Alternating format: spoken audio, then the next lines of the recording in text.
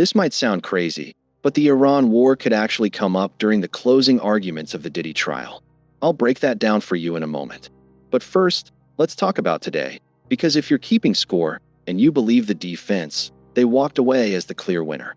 We learned something huge. The defense isn't calling a single witness. Not one. Diddy isn't taking the stand either. But honestly, he was never going to. If he had, the prosecution would have torn him apart on cross-examination. So, no testimony from Diddy, and no witnesses from his team. And here's what's even more interesting. We've got solid sources close to the defense who say they see no need. In their view, the prosecution simply hasn't proven its case. Not on any level. They believe, at the very least, there's reasonable doubt, especially on the racketeering charges. To them, this isn't organized crime. It's disorganized crime. We've talked about this before. Diddy may have committed crimes, but this case? It's far from open and shut. He's broken plenty of laws. That much is clear. But this isn't some organized crime ring operating under his company's umbrella. So, the defense believes there's real reasonable doubt, especially when it comes to proving that Cassie and Jane were forced into sex with a sex worker. They're convinced the prosecution failed to make the case, particularly around consent. They're leaning heavily on text messages and statements from Cassie and Jane, messages that, according to the defense, make it look like they were willingly part of these so-called freakoffs. And here's another big piece of their strategy.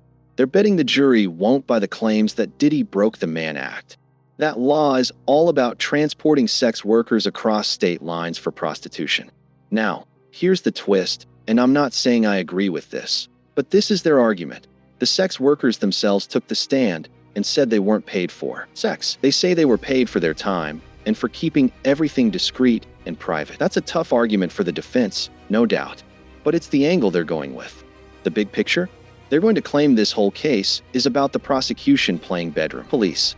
They'll argue that the authorities went after Diddy's private life because, as Mark Agnall said in one of our Diddy docs on Tubi, they couldn't nail him on business dealings, they couldn't get him on taxes. So, they went into his bedroom. Now, you might say, well, that's because crimes were committed. But here's what the defense is ready to fire back. If there were real crimes, why did the U.S. attorney hold a press conference and spend so much time talking about baby oil? Baby oil isn't illegal. So, what's the point of bringing it up in front of the cameras, splashing it across the media? The defense says it's simple, to smear Diddy, to drag his private life into the spotlight, and to make this case about what happened behind closed doors, not about the law. That's the defense's argument. Renting hotel rooms? Not illegal. Getting drugs? Sure, illegal, but does that really make it racketeering? And baby oil? Come on, baby oil isn't a crime. They're painting this as a case about kinky sex, and kinky sex isn't illegal if everyone involved consents. And they're counting on consent from Cassie. That's the heart of what they'll argue when they stand in front of the jury. They'll say it was all consensual, all about the prosecutors playing bedroom police and crossing the line into Diddy's private life. Now, you're probably wondering, what does Iran have to do with any of this? How could that possibly come up? Here's what we're told. The defense is actually toying with the idea of making this argument. They'll point to that last witness, the guy from Homeland Security, who talked about 70 agents storming Diddy's properties in Miami and LA, seizing tapes of these so-called freakoffs, grabbing 1,000 bottles of baby oil and making a spectacle out of it.